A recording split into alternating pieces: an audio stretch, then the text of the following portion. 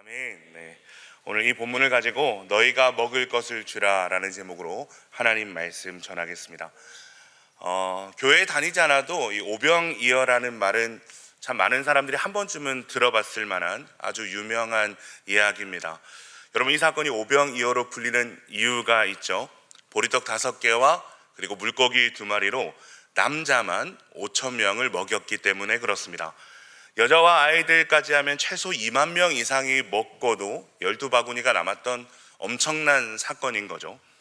창조 경제도 이런 창조 경제가 없는 것 같습니다. 예수님께서는 이 사건을 통해 당신이 우리의 모든 배고픔을 채워주실 분이시라는 것을 나타내고 계십니다. 육신의 허기심 뿐만이 아니라 자신이 친히 생명의 떡이 되셔서 우리를 영적 허기짐에서 구원하시는 메시아의 심을 나타내시는 사건이죠. 최종적으로는 예수 그리스도를 임할 풍성한 천국 잔치를 예표하는 사건이기도 합니다. 오늘 이 사건을 여러분과 나누길 원하는데요. 이 사건의 배경을 보면 예수님의 고치시고 가르치시고 선포하시는 사역이 상당히 치열했음을 우리가 알 수 있습니다. 이 같은 사건을 두고 마가복음 6장 31절에 보면 하루 종일 음식 먹을 겨를도 없이 사역하셨다라고 기록을 하고 있습니다. 정말 최선을 다해서 아주 고단할 때까지 사역하시고 이제 좀 쉬시려고 배를 타고 한적한 곳으로 가신 거죠. 그런데 발 없는 말이 천리를 간다고 이미 그곳에는 예수님의 소문을 듣는 수많은 사람들이 몰려오고 있었습니다. 여러분, 예수님께서 이들을 보고 어떻게 하셨을까요? 오늘 14절을 보면 예수께서 나오사 큰 무리를 보시고 불쌍히 여기사 그 중에 있는 병자를 고쳐주시니라. 사랑하는 여러분, 사람들이 이 전도하는 사람을 보면서 가지는 선입견이 있습니다. 어떤 선입견인가 하면 한가하네 할 일이 없으니까 저렇게 길에 나와서 전도하지라는 선입견이 있어요. 아마 이렇게 새벽같이 나와서 기도하시는 분들을 보고도 그런 생각을 하는 분들이 계실지도 모르겠습니다. 야, 체력이 남아도네, 아직 한창이네, 그러니까 꼭두 새벽부터 나와서 저러고 있지. 여러분, 우리가 체력이 남아 돌아서 이 자리에 있는 게 아니죠. 네. 우리를 부르신 자리에서 믿음을 가지고 제대로 살아보려고 하니까 기도하지 않으면 안 되는 거죠. 내게 맡기신 가정, 직장, 사업장, 사랑방 제대로 믿음대로 해보려니까 내 힘으로는 안 되는 거죠. 그래서 고단한 몸을 이끌고 기도의 자리에 나와 있는 줄로 믿습니다. 전도자들도 마찬가지인 것 같아요. 오늘 쉬고 싶을 때가 있습니다. 그런데 저 죽어가는 영혼들을 볼 때 불쌍한 마음에 이렇게 사무치는 거죠. 그래서 오늘은 쉴까 하다가도 무거운 몸을 이끌고 나오게 되는 것 같습니다. 자, 그런데 여러분, 그 마음이 누구 마음일까요? 예수님 마음이죠. 한적한 곳에 쉬러 오셨다가도 귀신같이 알고 구름대같이 몰려온 한 사람 한 사람을 외면하시지를 못하시는 거예요. 왜 그럴까요? 오늘 말씀을 보면 불쌍히 여기셔서 그렇다라고 말씀하고 있습니다. 그렇게 예수님은 그들을 향한 불쌍히 여기는 마음을 가지시고 자신의 몸을 돌볼 겨를도 없이 정신없이 사역을 하고 계신 거죠. 그렇게 바쁘게 사역을 하시다가 저녁이 됐습니다. 사랑하는 여러분, 이 세상에서 가장 정확한 시계가 뭔지 아세요? 배꼽 시계입니다. 제 배꼽 시계는 틀린 적이 없습니다. 저녁이 되니까 이곳저곳에서 배꼽 시계가 울리기 시작하는 거예요. 그래서 제자들이 찾아와서 예수님께 이렇게 말하는 겁니다. 예수님, 이제 저들을 저 마을에 보내서 먹을 것을 사 먹게 하는 것이 어떻겠습니까? 여기는 빈들이라서 먹을 것이 없습니다. 그런데 여기서 예수님께서 아주 도전적이고도 충격적인 대답을 던지시죠. 16절에 보면 예수께서 이르시되 갈 것 없다, 너희가 먹을 것을 주라. 여러분, 남자만 몇 명이라 그랬죠? 5,000명입니다. 50명이 아니고 5,000명입니다. 여자 아이들까지 하면 2만 명인데 제자들 보고 예수님 먹을 것을 주라라고 말씀을 하시는 거죠. 요한복음 6장에 보면 같은 사건을 다루고 있는데 예수님의 이러한 대답에 대한 당황한 한 제자의 어떤 대답이 등장을 하는데 요한복음 6장 5에서 7절 말씀을 제가 한번 읽어드릴게요. 예수께서 눈을 들어 큰 무리가 자기에게로 오는 것을 보시고 빌립에게 이르시되 우리가 어디서 떡을 사서 이 사람들을 먹이겠느냐 하시니 이렇게 말씀하심은 친히 어떻게 하실지를 아시고 빌립을 시험하고자 하심이라. 빌립이 대답하되 각 사람으로 조금씩 받게 할지라도 200데나리온의 떡이 부족하리이다. 요한복음에서는 예수님께서 빌립에게 이렇게 물으셨어요. 우리가 어디서 떡을 사서 이 사람들을 먹이겠느냐? 빌립이 뭐라고 대답을 합니까? 각 사람으로 조금씩 받게 하더라도 200데나리온의 떡이 부족합니다 라고 이야기를 하고 있습니다. 제가 보니까 빌립은 이과 출신인 것 같아요. 그새 200데나리온이 모자란다는 계산을 해낸 겁니다. 아주 유능한 사람인 거죠. 그 유능한 머리로 여러분 빌립이 하고 싶은 말이 뭐였을까요? 예수님, 이건 계산적으로 불가능한 일입니다. 이건 계산적으로 불가능한 일이에요. 그러자 예수님께서 제자들을 시켜서 음식을 싸운 사람이 있는지 알아보라고 말씀하시죠. 이번에는 안드레가 예수님께 이렇게 얘기합니다. 한 아이가 보리떡 5개와 물고기 2마리를 가지고 있습니다. 여러분, 안드레가 어떤 마음으로 이야기를 했을 것 같아요? 어떤 마음으로 이야기를 했을까요? 제가 한번 상상을 해보건대 상당히 퉁명스러운 말투로 예수님께 이야기를 했을 것 같아요. 예수님, 고작 이게 답니다. 이걸로 뭘 어쩌시려고요? 여러분, 오늘 이곳에 있는 사람이 몇 명이라 그랬죠? 2만 명이라 그랬습니다. 2만 명을 먹여야 되는데 고작 보리떡 5개와 물고기 2마리 뿐인 거죠. 제자들이라면 입이 여기까지 나왔을 거라고 생각을 합니다. 아니, 왜 예수님께서는 다 마을로 보내자니까 왜 이렇게 고집을 피우시는 거야? 자, 그때 예수님께서 뭐라고 말씀하실까요? 그것을 내게 가져오라 라고 말씀을 하십니다. 여러분, 이번에 제자들이 속으로 어떻게 생각했을까요? 와, 혼자 드시려는 갑다. 완전 치사하네. 그렇게 제자들이 예수님이 어떻게 하시나, 예수님의 입만 보고 있던 그 찰나에 모든 이들의 예상을 덮고 예수님께서 가져온 음식의 축사를 하십니다. 음식의 축사를 하시고 있는 자들에게 나눠주라고 말씀을 하시죠. 저는 아마 제자들이 그 순간에 무언가를 봤을 거라고 생각을 합니다. 그렇지 않으면 막 이렇게 계산기를 두드리던 특히 이과 출신의 빌립 같은 사람이 갑자기 이렇게 고분고분할 리가 없어요. 그런데 다들 아무 말 하지 않고 음식을 나눠주기 시작합니다. 여러분, 그때 어떤 일이 일어납니까? 다 배불리 먹고 얼마가 남았죠? 12강주리가 남았습니다. 할렐루야. 네. 예수님께서 이때를 기다리신 것 같아요. 왜 기다리셨습니까? 먹고 사는 문제가 누구에게 달렸는지를 예수님께서 보여주시기를 원하셨던 것 같습니다. 요한복음 6장 6장에 이렇게 기록합니다. 이렇게 말씀하심은 친히 어떻게 하실지를 아시고 빌립을 시험하고자 하심이라. 친히 이들이 어떻게 할지를 아시고 빌립을 시험하고자 하심이라. 여러분, 빌립이 누굽니까? 예수님의 제자입니다. 여러분, 제자들이 오늘 처음 예수님의 이 기적과 같은 역사를 경험했을까요? 그렇지 않아요. 무리들은, 그곳에 빈들에 모인 무리들은 이곳에서 예수님을 처음 만났을 수 있는데 제자들은 이때까지 예수님과 쭉 함께 지내오던 사람들입니다. 자, 그렇다면 이들이 예수님께서 베푸신 기적들을 본 적이 여러분 있을까요, 없을까요? 본 적이 있단 말이죠. 이미 여러 가지 사건을 경험을 했습니다. 예수님은 이미 제자들 앞에서 증명을 하셨어요. 자신이 하나님이심을 충분히 증명을 하셨습니다. 근데 여러분, 제자들의 행동을 한번 보십시오. 또다시 눈앞에 문제가 생기니까 여러분 어떻게 반응을 하고 있습니까? 예수님, 이건 불가능합니다 라고 반응을 하고 있습니다. 사랑하는 여러분, 그거 아십니까? 우리는 생각보다 하나님 앞에서 너무나도 쉽게 불가능을 이야기합니다. 그래서 우리는 항상 어떤 세상이 말하는 상식과 그 말씀 그 어디 사이인가에 우리의 신앙이 존재하고 있을 때가 많죠. 어디로 더 치우쳐 있는가에 어떤 차이가 있겠죠. 그런데 오늘 말씀을 보니까 그게 우리만의 이야기가 아닌 거예요. 오늘 말씀을 보면 너희가 무리를 먹이라는 예수님의 말에 대한 제자들이 어떻게 반응을 합니까? 아주 빠르게 상황을 파악하고 상식적으로 계산기를 두드려서 예수님, 불가능합니다 라는 결론을 예수님 앞에 들고 나온 겁니다. 여러분, 똑똑한 사람들은요, 계산이 빠릅니다. 그런데 여러분, 지식의 저주라는 말을 한번 들어보셨어요? 지식의 저주는 이런 겁니다. 제가 서울에서 사역을 할 때 한 목사님과 이태원의 타코를 먹으러 갔어요. 이태원이 외국인들이 많이 모이는 곳이잖아요. 거기서 멕시코 음식인 타코를 먹으러 갔는데, 근데 아쉽게도 클로즈라는 팻말이 딱 걸려 있는 거예요. 아직 영업시간이 안 된 거죠. 제가 12시쯤 도착했기 때문에 그 시간에 타코를 먹을 수가 없었습니다. 영업시간이 2시라고 적혀 있었거든요.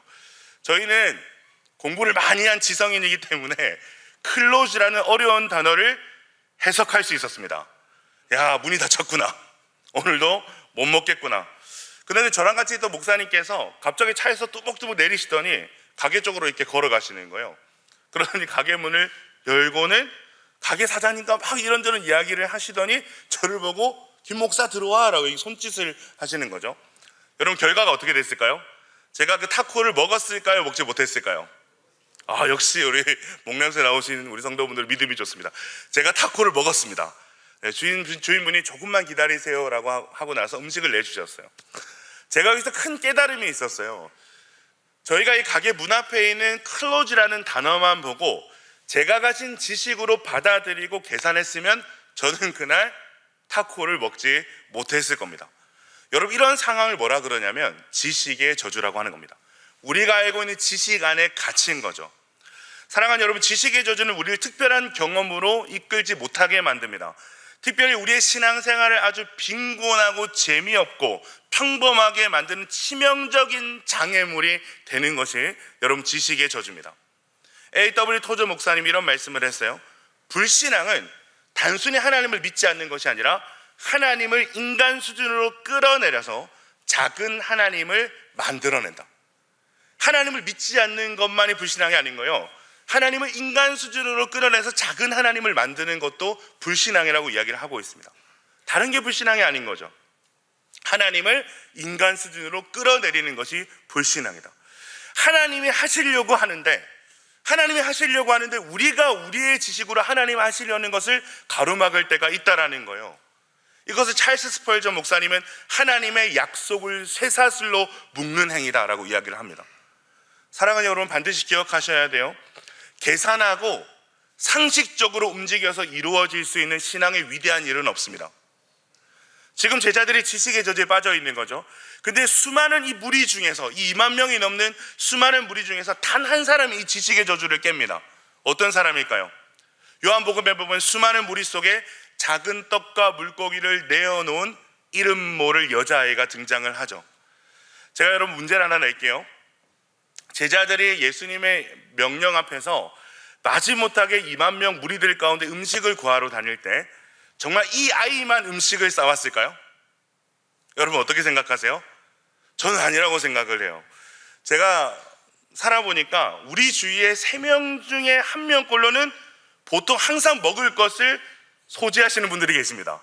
네, 항상 먹을 것이 있어요. 지금 이 자리엔 최소 2만 명이 모여 있습니다. 음식을 가지거나 챙겨온 사람이 과연 한 사람도 없었을까요? 저는 아니라고 생각해요. 네. 가지고는 있는데 내어놓기가 좀 그런 거예요. 나중에 보면 12바구니가 남았다라고 기록을 하지 않습니까? 처음에 안 내놓다 나중에 바구니를 모아보니까 바구니가 남은 거 아니겠어요? 그들에게도 이유가 있었을 겁니다. 자기들만 먹기에도 부족했거나 여기 이 사람들이 이렇게 많은데 이거 가져가서 뭘 어쩌겠냐라는 마음이 있었을 것 같습니다. 그런데 유일하게 한 소녀가 저 음식 있어요 라고 이야기를 한 거예요. 그 자신이 가지고 온 보리떡 5개와 물고기 2마리를 제자들에게 들고 나온 거죠. 고작 이 아이 한 명의 배를 채울 만한 작은 양입니다. 그것을 가지고 나왔어요. 이걸로 뭘 어떻게 하시려는 걸까? 근데 예수님께서는 어쩌면 참 보잘것없어 보이는 이것을 받으셔서 하나님의 역사로 기가 막히게 연결하시는 거죠. 사랑하는 여러분, 하나님 나라에는 어떤 사람이 필요할까요? 제자들과 같이 상황 파악이 빠르고 계산적인 사람이 필요할까요? 이 아이와 같이 보잘것없는 것일지라도 예수님께서 쓰시고자 하실 때 반응하는 사람이 필요할까요? 답은 우리 모두가 알고 있을 거라고 생각을 합니다. 오늘 본문을 보면 3가지 부류의 사람이 등장을 합니다. 첫 번째, 지식의 저주에 빠진 사람들. 두 번째, 순종하고 반응한 한 여자아이가 등장을 하고요. 세 번째, 내 것을 끝까지 움켜쥐고 있던 무리들이 등장을 합니다. 여러분, 이 3 부류 중에서 어떤 사람이 하나님 나라의 주역이 되는 겁니까? 어린 한 여자아이죠. 사랑하는 동역자 여러분, 여러분은 이 세 부류 중 어떤 부류에 속한 인생이십니까? 자, 이제 제가 전도 이야기를 좀 하려고 합니다. 여러분, 대한민국에서 기독교의 이미지가 어떨까요? 좋을까요? 좋지 않을까요?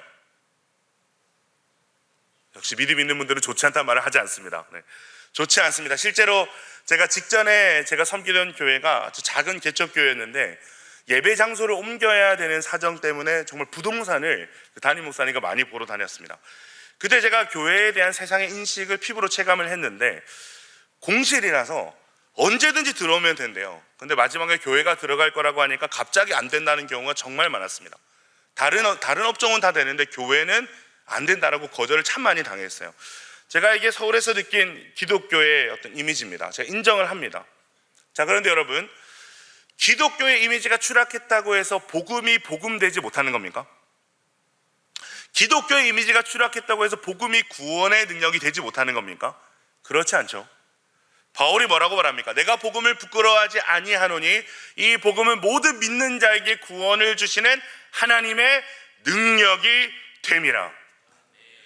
기독교의 이미지가 어떻든 우리가 좀 기독교인답게 잘 살든 못 살든 여러분, 복음은 누구에게나 구원을 주시는 하나님의 능력인 줄로 믿습니다. 그런데 전도 강의를 하시는 목사님들 중에서 다는 아닌데 이런 말씀을 하시는 분들이 계세요. 이제는 전도지 들고 나가서 노방전도에서 전도되는 시대는 끝났대요. 노방전도를 막 그렇게 하니까 사람들이 더 기독교를 혐오한대요. 상식적으로 좀 전도를 하래요. 관계 전도만 가능하다는 거죠. 제가 이런 강의를 하시는 분들을 볼 때마다 마음속이 막 화가 납니다. 여러분, 정말 그럴까요? 이제는 정말 일상 속에서 우리가 관계하고 있는 사람들과 오랜 시간 관계를 잘 맺어놔야만 전도가 되는 것입니까? 물론 관계 전도도 여러분 중요하죠. 근데 정말 길거리에 나가서 사람들에게 복음을 전하면 정말 아무도 우리 말을 들어주지 않고 누구도 복음을 받아들이지 않을까요? 아닙니다, 여러분. 아니에요. 제가 분명하게 말씀드릴 수 있습니다. 이것은 사탄의 거짓말입니다. 사탄이 우리를 너무 잘 아는 거예요. 부끄러움 당하기를 싫어하는 우리, 불편함을 싫어하는 우리, 용기 없는 우리, 고상하게 신앙생활 하고자 하는 우리, 체면 차리면서 신앙생활 하고자 하는 우리, 사탄이 이걸 알고 교묘하게 들어오는 거예요. 이게 현실이야. 어쩔 수 없어. 이렇게 노방전도하면 교회가 더 혐오 집단이 될 거야. 예수천국 불신지옥 이런 무식한 말 좀 하지 마.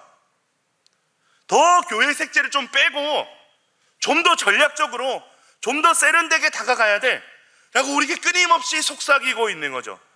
그런데 여러분, 이게 왜 무서운지 아세요? 우리의 용기 없음, 믿음 없음을 사탄이 말하는 이 말 뒤에 숨기기가 너무나도 좋은 거예요. 여러분, 이것은 빌립이 계산기를 두드리면서 예수님 이것은 불가능합니다라고 말한 것과 같습니다. 여러분, 저는 20살에서 26살의 청년들을 목양하고 있습니다. 저희 수영역이 얼마나 뜨거운 교회입니까? 저희 청년들도 정말 뜨겁고 열심히 있어요. 근데 제가 처음 와보니까 교회 안에서 열심히 봉사하고 헌신하는 청년들이 전도를 못해요. 교회 안에서는 엄청 뜨거운데 세상에서 복음을 전하는 청년들이 너무 적은 거예요. 그래서 제가 제자훈련이나 이 단기 선교 훈련을 하면서 하루에 한 명한테 복음을 전해라. 교회가 되려만 말고 진짜 창조 타락 구속에 의한 복음을 전해라. 그 과제를 내주면 청년들이 얼마나 깨지는지 모릅니다. 정말 내가 주님을 사랑하는 줄 알았는데, 내 인생의 가장 큰 자랑이 예수인 줄 알았는데 막상 세상에 나가서 복음을 전하려고 해보니까 안 되는 거예요. 입이 안 떨어지는 거죠. 부끄러운 거죠. 그것 때문에 아이들이 충격을 받는 거예요. 그래서 그 과제를 못하고 온 아이들이 눈물을 막 뚝뚝 흘립니다. 근데 저는 여기서부터 역사가 일어난다고 보거든요. 자, 근데 그 청년이 결국에 어떻게 되었을까요? 제가 오늘 그 청년 2명을 데리고 왔습니다. 많은 청년들이 있는데 대표로 2명만 데리고 왔어요. 제가 오늘 왜 데리고 왔을까요, 여러분? 간증시키려고 데리고 왔어요. 네. 어떤 간증일까요? 한 번도 길에서 복음을 전해본 적이 없어서 잔뜩 긴장해 있는 이 친구들이 떠듬떠듬 전하는 복음을 듣고 술집들이 즐비한 서면 밤거리에서 이들이 전하는 복음을 듣고 사람들이 예수를 영접하는 겁니다. 밤거리 시내 한복판에서 온갖 술집 간판들이 휘황찬란하게 빛나고 있는 그곳에서 온갖 악한 것들이 판을 치는 그곳에서 복음이 절대 들어가지 않을 것 같은 그곳에 여러분, 복음이 들어가는 걸 경험하는 겁니다. 복음의 능력이 눈앞에서 막 일어나는 거예요. 처음 보는 사람이 복음을 듣고 예수 믿겠다고 결심하는 역사가 나타납니다. 같이 영접 기도를 하고 눈물을 흘리면서 교회를 나오겠다고 약속하는 일들이 눈앞에서 일어나는 거죠. 제가 잠시 그 간증을 좀 나눌 텐데요. 먼저 전도가 너무 두렵고 힘들었던 한 자매에게 하나님께서 어떤 역사를 보여주셨는지를 같이 한번 좀 들어보겠습니다. 우리 박수빈 자매입니다. 나오실 때 뜨거운 박수 부탁드립니다.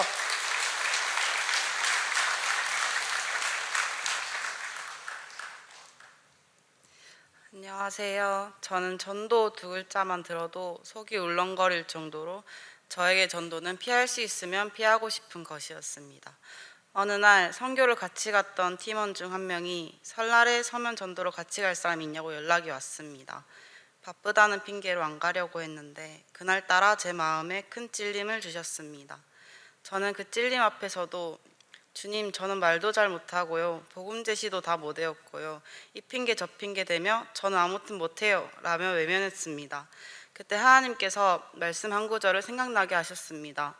전도에 미련한 것들로 믿는 자들을 구원하시기를 기뻐하신다는 말씀이었습니다. 그 말씀 하나 붙들고 에라 모르겠다 하는 마음으로 서면으로 나갔습니다. 총 4명이 전도를 했는데요. 다행히 다 같이 전도하자고 해서 다른 사람에게 묻어갈까 생각했습니다.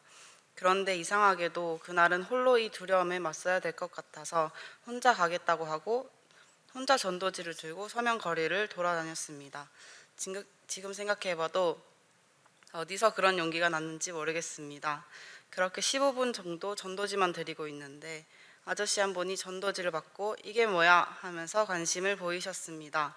주님, 당신이 찾으시는 한 영혼이 이분인가요? 지금인가요? 라는 마음에 아저씨께 말을 걸었는데 너무 잘 받아주셨습니다.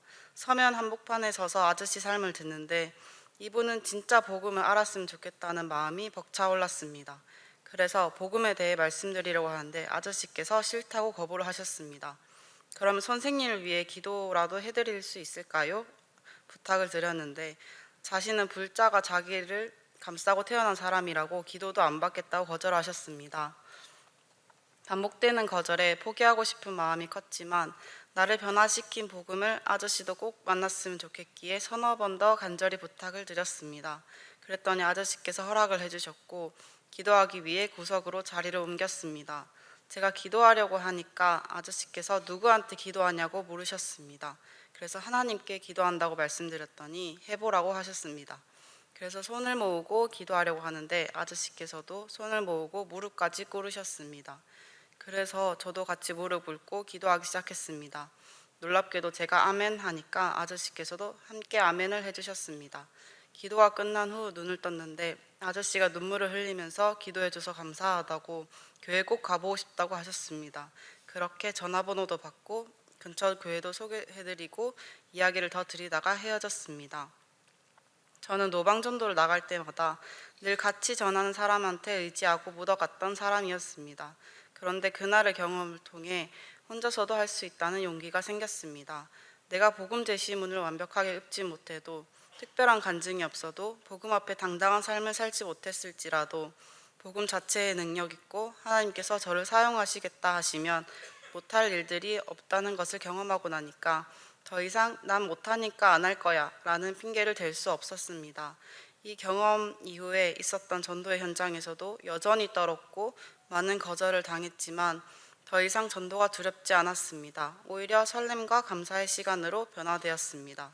믿음의 동역자 여러분, 여러분들 중에서도 저와 같은 두려움을 갖고 계신 분들이 있을 거라 생각합니다. 그때 이 말씀을 꼭 붙들시기 바랍니다. 하나님의 지혜에 있어서는 이 세상이 자기 지혜로 하나님을 알지 못하므로 하나님께서 전도에 미련한 것으로 믿는 자들을 구원하시기를 기뻐하셨도다. 아멘. 이 말씀을 붙들고 전도의 자리에 나가시기를 바랍니다. 그때 하나님께서 여러분과 함께 하시며 두려움을 기대와 감사로 바꿔주는 일들을 경험하게 하실 것입니다. 감사합니다.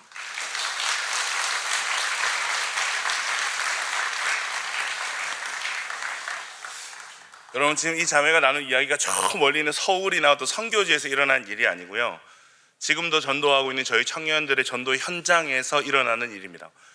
복음 전하는 게 너무 두려웠는데 그래도 복음을 전해야 되니까 나가서 복음을 전했더니 하나님께서 놀랍게 역사해 주셨다라는 간증을 청년들이 참 많이 가지고 있어요. 제가 한 명 더 데리고 왔거든요. 이 친구에게도 아주 놀라운 하나님의 역사가 일어났습니다. 아마 여러분들이 믿을 수 있을지 모르겠는데 저와 이 수빈 자매도 그 현장에 있었거든요. 직접 그 이야기를 한번 들어봤으면 좋겠습니다. 우리 노영균 형제 나올 때 따뜻한 박수 부탁드립니다.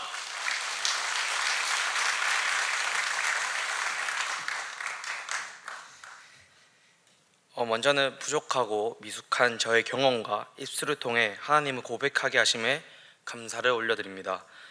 평상시 활발하고 사교적인 저는 전도가 크게 어렵지 않았습니다. 사람들의 거절과 거부에도 크게 상처를 받지 않는 저는 전도하면 하는 거지라는 자신감이 있었습니다. 그러나 목사님께 제자 훈련과 선교 훈련을 받으면서 전도는 나의 어떠함으로 하는 것이 아닌 성령님의 도우심으로 하는 것이다. 우리가 전도할 때 성령님께서 함께 하신다 라는 말씀을 해주셨습니다. 이 당연한 이야기인데 그 말씀이 저에게 큰 울림으로 다가왔던 것 같습니다. 그 뒤로는 전도를 할 때 나의 관점이 아닌 하나님의 관점으로 전도할 수 있게 되었습니다. 예전에는 사람들의 외형을 보고 전도할지 말지 판단을 했던 제가 모든 사람들을 전도의 대상으로 볼 수 있었습니다. 저기 담배 피는 분은 예수님을 영접했을까? 저기 술집에서 술을 마시고 있는 분은 천국에 갈 수 있을까? 제가 가르치고 있는 아이들이 예수님을 만나지 않으면 저와 천국에서 만나지 못할 텐데 라는 이런 시선과 마음을 주셨습니다. 제가 전도하며 느꼈던 하나님은 기적의 하나님이었습니다. 전점 이기주의와 개인주의, 이단들이 판에 치는 이 세상 속 과연 처음 보는 사람의 말을 귀 기울여 들어줄까? 영접 기도까지 할 수 있을까라는 의구심이 있었습니다. 그러나 복음에는 능력이 있었습니다. 힘이 있었습니다. 2024년 1월 태국 선교팀과 노방 전도를 간 적이 있었습니다. 전도지 한 장과 영혼을 향한 하나님의 마음 가지고 14명의 팀원들이 서면 방거리로 나아갔습니다. 저희의 목표는 영접 기도까지 2명 성공하기였습니다. 성공하면 목사님이 치킨을 사준다 하셨기에 성령님의 능력과 치킨을 향한 사모함으로 더욱 담대한 마음으로 전도했던 것 같습니다. 그렇게 전도 시작한 지 30분 만에 저는 6명의 영혼을 영접 기도하는 경험을 하게 되었습니다. 서면 방거리에는 처음 보는 제가 전하는 복음을 듣고 6명이 영접을 했다는 것이 믿어지지 않았습니다. 그렇게 목표였던 2명을 넘겼기에 다시 모이게 되었습니다. 이렇게 결신이 되는 걸 보면서 자기도 꼭 결심해보고 싶다는 마음들이 더 뜨겁게 일어난 팀원들 때문에 모이는 시간이 조금 더 늦춰졌습니다. 그렇게 먼저 저가 도착해서 다른 팀원들이 기다리는 중에도 하나님은 영혼들이 눈에 들어오게 하셨습니다. 그래서 다른 팀원들이 오기 전까지 계속해서 전도를 했습니다. 그렇게 한 형제를 만나게 되었고 복음을 전하고 영접 기도까지 하고 연락처를 교환하게 되었습니다. 1시간도 지나지 않았는데 무려 7명이 예수 그리스도를 영접하는 일이 일어난 것이었습니다. 그 형제를 영접시키고 다시 모이는 자리로 돌아왔는데 알고 보니 다른 팀원들이 둥그렇게 둘러싸서 저의 전도를 위해 기도하고 있었습니다. 하나님께서 팀원들 기도를 들으시고 그 영혼에게 역사하셨음을 알 수 있었습니다. 저는 제가 특별한 은사가 있어 이런 경험을 했다고 생각하지 않습니다. 말을 잘해서, 외모가 뛰어나서, 또는 다른 사람보다 성경을 많이 알아서도 아닙니다. 저는 지극히 평범하거나 어쩌면 평범 이하의 사람일 거라고 생각합니다. 그런 제가 이런 경험을 할 수 있는 이유는 전도는 내가 하는 것이 아니라 성령님께서 하시는 일이기 때문임을 믿습니다. 제가 특별한 것이 아니라 전도의 자리에 함께 하시는 하나님이 특별하시기에 이 놀라운 일을 경험하게 된 줄로 믿습니다. 저는 예레미야와 같은 사람이 되고 싶습니다. 내가 다시는 여호와를 선포하지 아니하면 그의 이름으로 말하지 아니하리라 하면 나의 마음이 불붙는 것 같아서 골수에 사무치니 답답하여 견딜 수 없나이다. 예레미야 20장 9절 말씀입니다. 아멘. 복음을 전하지 않으면 도저히 견딜 수 없는 사람, 평생을 복음을 전하는 일에 제 인생을 드리고 싶습니다. 복음은 전하는 자가 가장 큰 수혜자입니다. 여러분도 전도의 자리에서 하나님의 역사를 묵도하실 수 있기를 소망합니다. 성령께서 전도자와 함께 하시기에 나가기만 하면 은혜가 있을 줄로 믿습니다. 부족한 간증 들어주셔서 감사합니다. 모든 영광 하나님께 올려드립니다.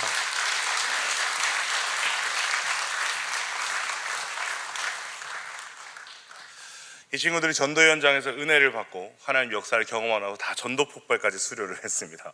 전도에 막 불이 있고 아까 영균 형제가 얘기한 것처럼 평생을 전도자로 살고 싶다는 귀한 마음들을 하나님께서 주셨기 때문이죠. 여러분, 1시간 만에 7명이 처음 보는 사람인데 결신을 했습니다. 여러분들 눈앞에서 그런 일들이 일어난다고 한번 생각을 해보세요. 여러분, 눈이 뒤집어지지 않겠어요? 그날이 주일 저녁이라서 저는 하루 종일 새벽부터 있다가 이제 인원수 다 채웠으니까 애들 빨리 치킨 먹이고 집에 가고 싶었거든요. 근데 애들이 막 전도가 막 더 하고 싶다는 거예요. 쟤는 했는데 자기는 못했다는 거죠. 자기도 이러한 경험들을 막 하고 싶다고, 조금만 목사님 전도 더 하면 안 돼요? 그러면서 아주 긴 시간 동안 전도를 했던 기억이 납니다. 그렇게 전도를 하고 나서 모여서 기도하는데 여기저기서 막 눈물이 터지는 거예요. 왜 눈물이 터질까요? 복음의 능력을 눈앞에서 확인하니까 그것이 너무나도 감격적인 거죠. 나의 부족한 믿음과 나의 부족한 실력으로 더듬거리며 전한 복음이 생전 처음 보는 사람을, 그 어둠 가운데 방황하는 한 영혼을 살렸다라는 것이 이들의 마음 가운데 너무나 큰 감동으로 다가온 것입니다. 여러분, 눈물 나지 않겠어요? 더 전도하고 싶지 않겠어요? 그런데 여기서 끝이 아니에요. 이날 결실 못한 형제가 너무 속상한 나머지 그 다음날, 그리고 그 다음날 혼자서 노방전도를 나간 겁니다. 하루 종일 밤 늦은 시간까지 시내를 막 다니면서 복음을 전하는 거죠. 하나님, 저도 경험하고 싶습니다. 하나님, 저에게도 복음의 능력을 경험하게 해주세요. 이 친구가 지금 군대에 가 있거든요. 근데 이 친구 때문에 지금 군대가 뒤집어졌습니다. 고민만 있으면 사람들이 이 청년을 찾아온대요. 동기든 선임이든 후임이든 뭐 부사관이든 이 친구를 찾아오는데, 이제는 가만히 있어도 하나님께서 사람들을 막 보내주셔서 마음껏 복음을 전하게 되었다라는 간증을 들은 적이 있습니다. 저희 제자반 훈련했던 친구들 중에는 택시를 자주 타는 자매가 있었어요. 뭐 좋은 의도로 탄 건 아니었던 것 같아요. 좀 일찍 다니면 되는데 그렇게 택시를 타고 다녔습니다. 어쨌든 이 친구가 제자 훈련할 때 누구한테 복음을 전할까 고민을 하다가 택시 기사분들에게 복음을 좀 전하면 좋겠다라는 생각을 하게 됐대요. 근데 막상 전하려고 하니까 그 20대 초반의 그 자매가 그 택시 기사분에게 복음을 전하기가 쉽지가 않잖아요. 입이 잘 안 떨어지는 거죠. 그렇게 힘든 한 주를 보내고 제자 훈련을 하는데 와서 펑펑 우는 거죠. 그러다가 다시 용기를 내서 복음을 전하기 시작하는데 기사분들이 이 복음을 너무너무 잘 들어주더래요. 나도 예전에 교회 다녔었는데, 나도 예전에 학생회 회장이었는데, 나도 예전에 청년부 생활을 했는데, 그래서 이제 택시 타는 게 너무너무 신난다라는 고백을 들은 적이 있습니다. 왜 신날까요? 복음 전하고 싶어서.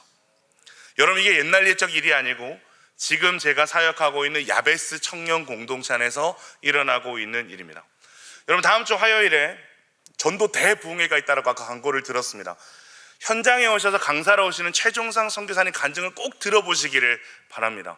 이분에게도 엄청난 결신의 간증들이 있습니다. 저도 이런 엄청난 일들을 수없이 경험했습니다. 이런 역사를 경험할 때마다 이 말씀이 생각이 나요. 아까 수민장을 고백했던 것과 동일한 말씀인데, 하나님의 지혜에 있어서는 이 세상이 자기 지혜로 하나님을 알지 못하므로 하나님께서 전도에 미련한 것으로 믿는 자들을 구원하시기를 기뻐하셨도다. 하나님은 지금도 미련해 보이는, 그리고 투박해 보이는 전도를 통해 구원을 베푸십니다. 여러분, 우리 반드시 기억하셨으면 좋겠어요. 기독교에 대한 뉴스 기사나 세상의 평판이 진리가 아닙니다. 전도에 미련한 것으로 구원하신다는 이 말씀이 진리인 줄로 믿습니다. 여러분, 이거 한번 맛봐야 되지 않겠어요? 이거 한번 맛보면 미치는 거예요. 완전히 다른 차원의 신앙생활을 하게 되는 거죠. 신앙생활이 진보할 틈이 없어요. 제가 전도 폭발하시는 분들을 만나면 눈이 반짝반짝합니다. 목적 없는 만남이 없는 거예요. 마치 먹잇감을 노리는 맹수처럼 복음을 전하는 기회만 노리고 있는 거죠. 신앙생활이 무료할 틈이 없는 겁니다. 근데 여러분, 사탄이 이거 아는 거예요. 전도자가 얼마나 신나게 살아갈지 사탄이 아는 거죠. 그래서 사탄이 끊임없이 속삭이는 거죠. 해도 안 돼, 적당히 해. 사탄은 무슨 수를 써서라도 우리의 삶이 하나님의 역사와 연결되는 것을 가로막는 겁니다. 영적 야성을 다 죽여버리는 거죠. 예수 믿는 것을 소확행으로 만듭니다. 작은 위로, 작은 행복, 소소하고 작은 행복으로 예수를 믿는다는 것을 전락시키는 거죠. 위대한 복음이 위대한 역사로 연결되는 것을 차단시키는 거죠. 믿음의 도전, 믿음의 순종, 믿음의 헌신과 같은 주님의 부르심 앞에 우리의 삶이 반응하지 못하도록 우리의 발목을 붙들어 놓는 거죠. 그렇게 우리는 현실의 작은 이야기만 매몰된 채 위대한 역사를 눈앞에서 보기는 커녕 꿈꾸지도 못하는 그러면 소확행 신앙인이 된다라는 것입니다. 사랑하는 여러분, 복음은 상식 안에 존재하는 것이 아닙니다. 창조주가 피조물을 위해 목숨을 버리는 일이 여러분 어떻게 상식적입니까? 비상식적이죠. 복음은 원래부터 비이성적, 비상식적인 이야기였습니다.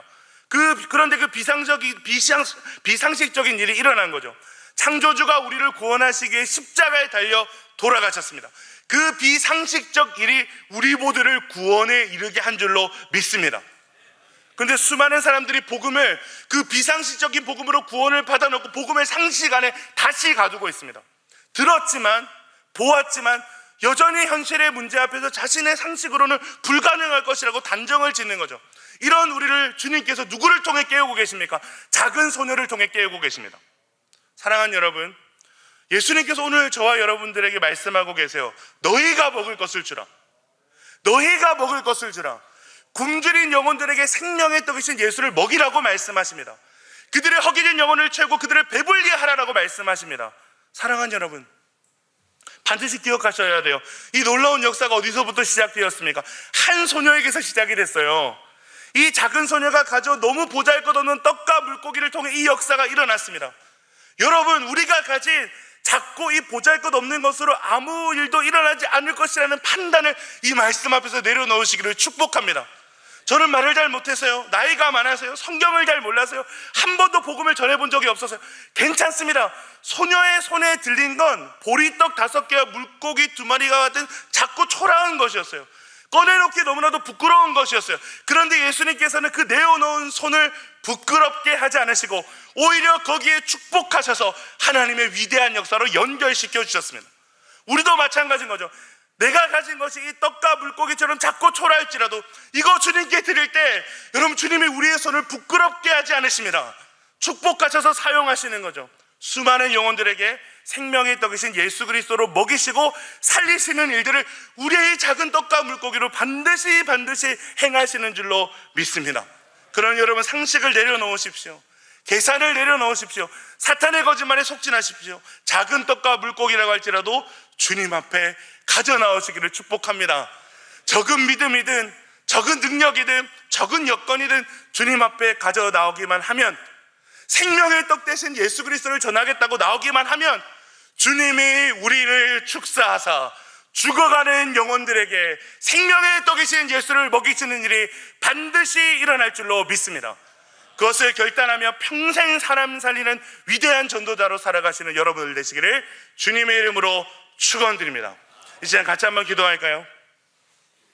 이 시간 기도할 때 이렇게 기도했으면 좋겠어요. 사랑하는 여러분, 우리 속지 맙시다. 기독교가 혐오 집단이 되었다고 해서 사람들에게 복음이 필요하지 않은 것이 아닙니다. 이럴 때일수록 복음은 더 선명하게 전해져야 되는 줄로 믿습니다. 여러분, 지금 이 세상을 좀 보십시오. 허기지고 굶주린 영혼들로 가득 차 있어요.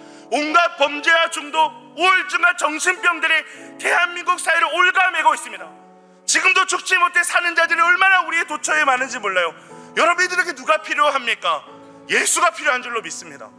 이 시간 이렇게 기도합시다. 사랑하는 주님, 지식의 저주에서 벗어나게 해주십시오.